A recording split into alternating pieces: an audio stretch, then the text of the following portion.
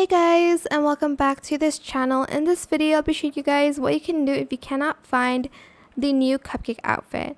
So it is here where the hot dog was, and what you can do if you cannot find it is to server hop.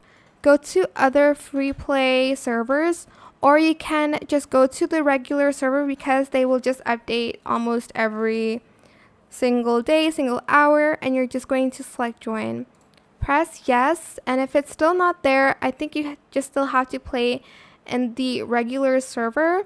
Sometimes I join like another free play server and it's not there because it has not been updated yet. So what you're going to want to do is you're going to basically go here and you're going to find where it is. That is it for this video. I hope it was helpful for you guys. Don't forget to like, comment, share.